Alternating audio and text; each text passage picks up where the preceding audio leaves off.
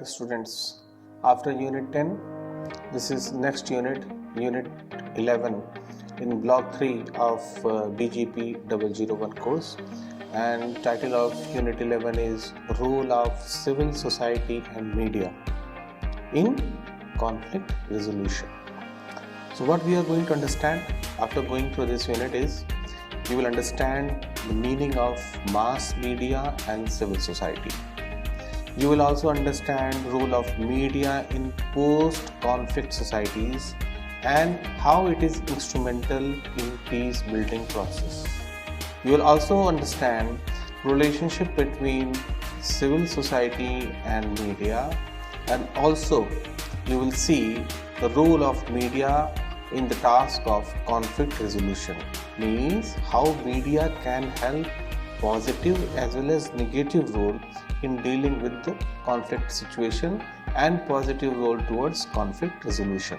So again, for understanding, we are going to have a discussion on mass media and civil society, and we will having discussion on how media role can be seen in post-conflict societies and how media is instrumental in peace building process. What is the relationship between civil society and media? And finally, role of media in conflict resolution. So these four broad areas will be covered under unit 11. So first question that comes to your mind is, what is mass media? Mass media is a very broad term. It is about technological tools through which information can be communicated or transmitted to millions of the people spread over the globe. So mass media is nothing but a collection of, congregation of all those technological tools which can be utilized, which can be used for dissemination and communication of information across the region, across the globe. Mass communication takes place through mass media, means when we are going to have mass communication, it can be through any of the technological tools which can be utilized for disseminating and communicating the information. Mass communication is the process of delivering information, idea, attitude, entertainment, message to a sizable and diversified audience through media which is developed for that purpose. That media can be in any form. It can be print also, it can be electronic also, it can be social media also, it can be new media. We will discuss in details in the coming slide. So you should have a proper understanding about what is the mass media. Mass media is nothing but all those technological tools which are utilized for dissemination or communication of the information which is transmitted to millions of people across the globe. Mass communication is through mass media, and mass communication is the process of delivering information, idea and attitudes to a sizable and diversified audience through the use of mass media. This can be through either print or electronic or social media or new media. So let's have understanding about print, electronic and new media. The print media comprises newspaper, which is printed in normal understanding, which is printed. So print media can be newspaper, magazine, journal, posters, books, printed material, all those printed material that is published for circulation among the public. Electronic media, as the name suggests, all those electronic tools like broadcasting media, which can have radio, television, film, video, DVD, through means communicating, disseminating the information and communication to general mass through electronic means will be covered under electronic media, and the tools of these electronic media are radio, television, film, video, DVD, dish TV, all those things through electronic media. The new media is a new term like internet, mobile technologies, DVDs and social media which use World Wide Web www to reaching the millions of the people. So power of internet is one of the major new media tool, and an outcome of that through social media for connecting the millions of the people.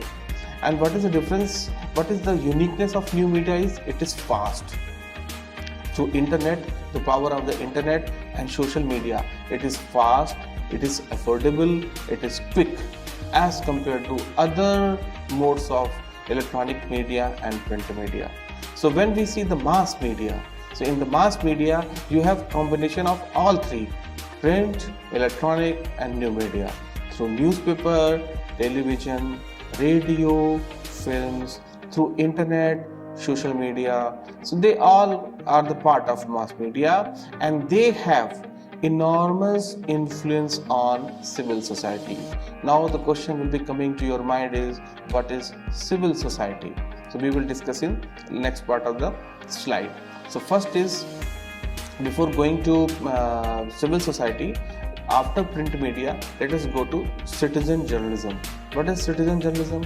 It is, there is always an urge within a citizen community to express their idea, express their issues, which has always been existing in their society. So how to express these issues, how to voice your concern, how to express your opinion. So the tools available for this kind of expression are greatly evolved because of the advancement of technology. So term citizen journalism generally has emanating from television. Citizen journalists are now increasingly seen as source of new news. The concept of citizen journalism has a role in newspaper, magazine, television, internet, radio. You must have seen citizen journalists in different news portals, on different news channels, and then blogs, news blogs are always there. So this new concept of citizen journalists, which are voicing the concern of general public, so with the help of media, they are undercovered as citizen journalists and making the domain of citizen journalism. It can also be safely concluded that citizens, when using the mainstream media to raise issues, are being provided a platform or forum to do so. Means, with the platform of social media or mainstream media, when you are voicing the concern of the citizens, they come under citizen journalism. So we have seen this citizen journalism is basically coupled with the power of technology and internet is gradually escalating, and it is propelling to reach higher level of citizen engagement and participation for voicing the concern of normal citizen through all those issues and problems faced by them. And citizens, when using mainstream media to raise the issue, they are being provided, this social media and other internet media, they are providing platform and forum for voicing their concern, giving their opinion, generating opinion makers. So all these things come under the domain of citizen journalism. Now after citizen journalism, we have concept of civil society. What is civil society? Because we have seen that mass media has greater role, larger role on civil society. So what is civil society? So civil society is basically defined as a social space which has following qualities inside it. So it is, civil society is nothing but a social space where the decisions and choices have to be made on the basis of reason and knowledge. A social space which is having the first quality that decisions and choices have to be made on the basis of reason and knowledge. Then members of civil society have to relate to each other open-ended without exclusion on the grounds of religion, gender or caste. It is an open-ended relationship. It should not be bounded by any kind of exclusion on the basis of religion, gender or caste, etc. Then civil society is in the making of decisions and choices. The space has to be free from all coercive pressure. So civil society should not come under internal or external stakeholders and their related pressures for dealing with their decisions or their making of their opinion. So this is the third quality of civil society. Another definition of civil society is, it is described as free, democratic, non-oppressive and lawful, and having a developed public sphere. So what is civil society? Civil society is a developed public sphere which is free, which is democratic, which is non-oppressive, and which is lawful, law-abiding. So public sphere provides a space between state and private citizens for other social formations for voluntary action. The mass media can be an institution of public sphere which provides platform for open discussion, debate, and circulation of the information. That is why in the very first slide we were saying that there is a larger impact of mass media on civil society. Why? Because mass media are an institution of the public sphere which provides platform for discussion, debate, and other circulation of information. So new media, print media, electronic media, they all can participate in the public sphere for providing platform for discussion, debate, and circulation of information for civil society. A civil society is meant for healthy public sphere, stands opposed to mass or authoritarian society. So it is for healthy public sphere. So mass media has a greater role in civil society because mass media provide public sphere as a part of public sphere. They provide a platform for discussion, debate, and circulation of information for civil society. And civil society with healthy public sphere stands opposed to any kind of mass or authoritarian society. So openness of discussion, consultation, and support of mass media is very crucial in civil society. So now next point is how media and peace building process can be related with each other. So professional journalists who work in the media, they also help in reducing the conflict. They seek to present accurate, impartial news, thereby which is helping towards peace building process. But this is because of good reporting of the journalist that conflict is reduced. And there are several elements of conflict resolution that good journalism can also deliver. So media has a very important role in the peace building process through good reporting and presenting accurate, impartial news which work towards aiding peace building process. Channeling communication. The media is used by one side to broadcast intimidating message, but other times parties seek to each other through media for a specific journalist also. Educating. The role of media is in educating also. So each side of the conflict, they need to know about the other side's difficulty in moving towards a reconciliation. So media can play a very larger role in educating both the sides. Journalism which explores each of the side's particular difficulties and its politics and powerful interests can help educate the other side to avoid demands for simplistic and immediate solutions. So the role of media in peace building is through channeling communication, through educating both the side of the conflicting parties with the help of this. Then confidence building. Good journalism can also present the news that provides resolution, possibility of resolution by giving the example from other places, and thus they can play a vital role in opinion building for reconciliation among the conflicting parties. Correcting misinterpretations. Good journalism through examining and reporting on both the sides their misconceptions about each other.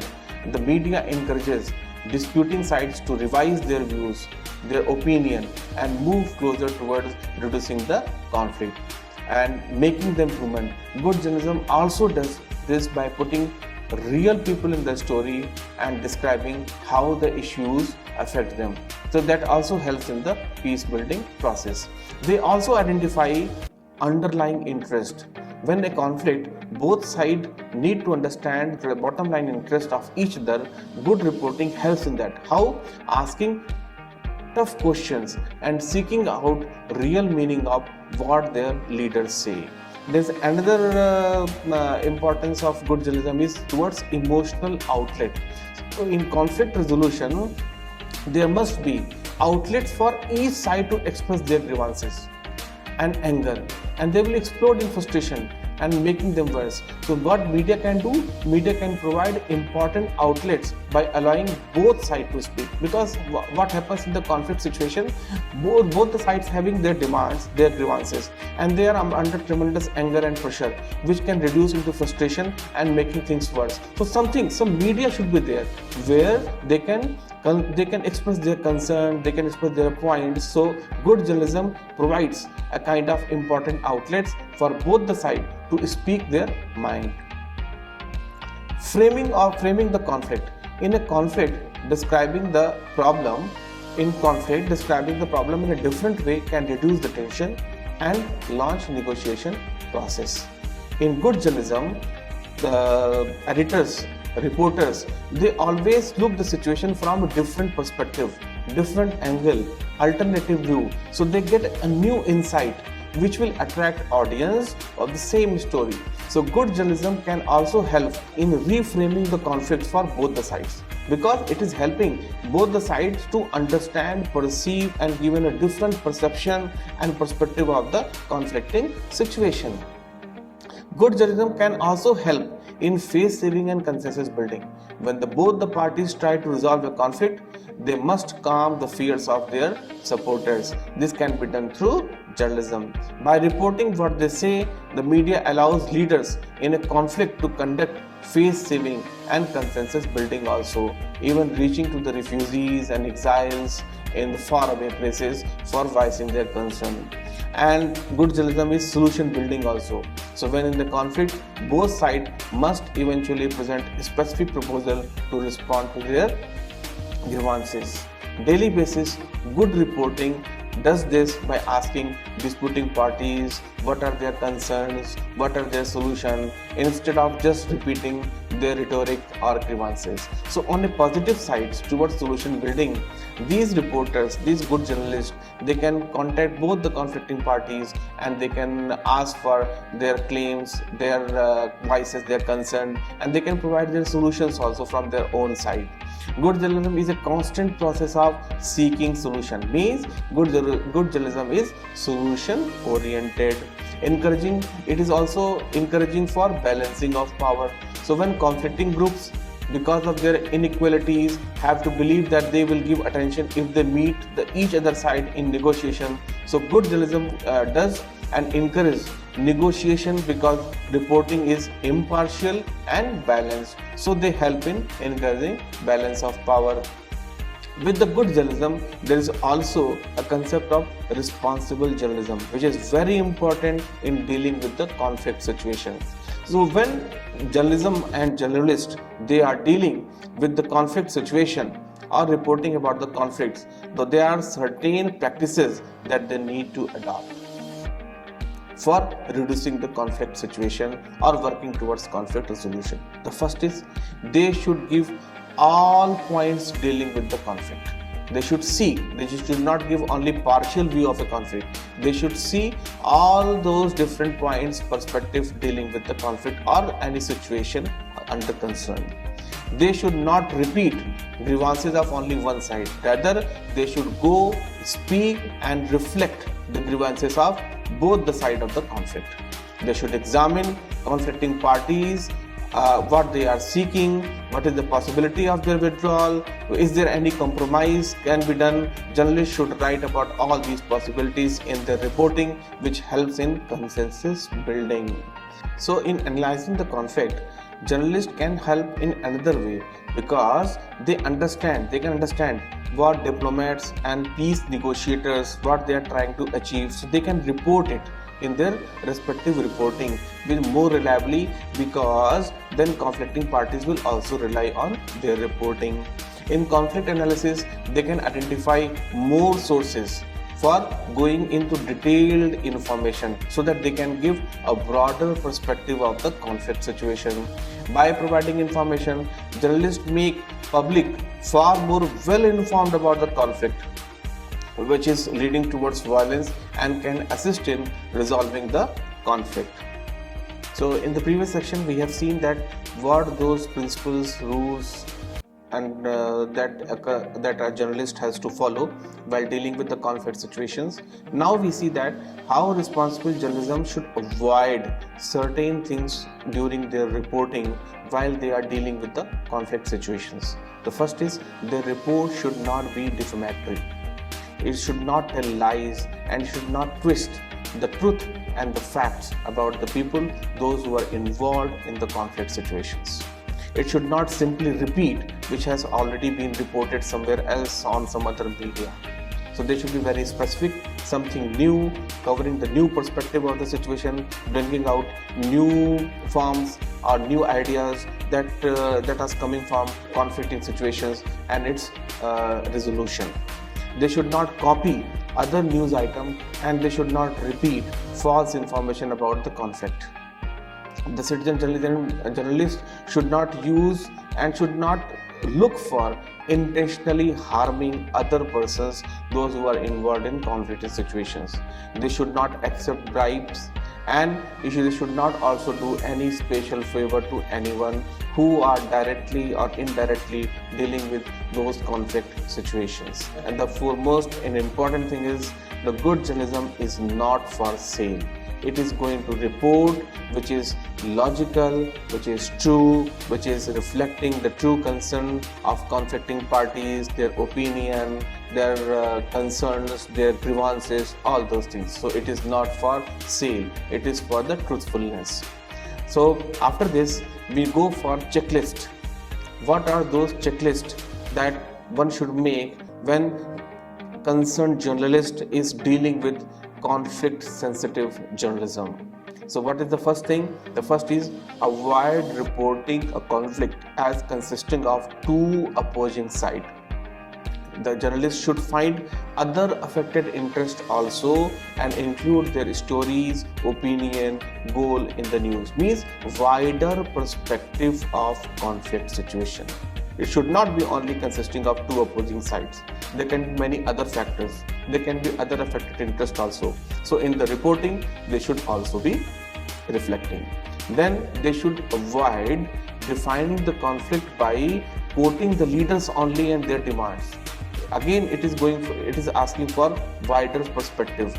Go for the other participants, discuss their issues, just not only define the conflict by what the leaders of the conflicting parties are saying, because then your reporting should be biased. It is not broad. Then journalists should go beyond the elite. They should report the words of ordinary people, those who are involved in conflict situation, or they have the grievances and they have other opinions. That should also be reflected, not by elite class. Go to the public, general people, those who are aggrieved and are in the middle of the situations. Avoid reporting which is going for dividing the sides in the conflict. You should not create further division. Rather, your report should be for asking the opposing side all those questions which reveal the common ground for consensus, for dealing with the resolution. So report on the interest or goals that needs to be shared. Those items should not be shared or reported which create further divide in the conflicting parties. Rather, your reporting should for gaining new ground, new ideas, new interest, which can bring conflicting parties on the table towards resolution of the conflict.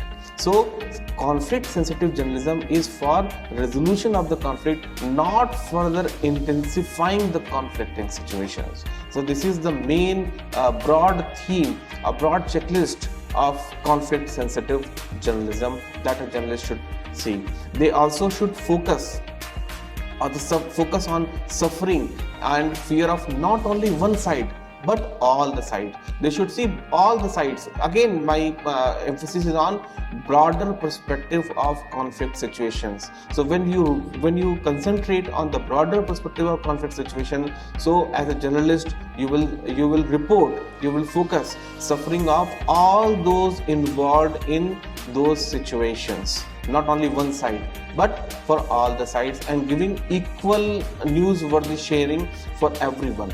you have to, as a journalist and in responsible journalism in conflict-like situation, one has to avoid words like devastated, tragedy, terrorized. These are the negative words, and they have been done to one kind of group.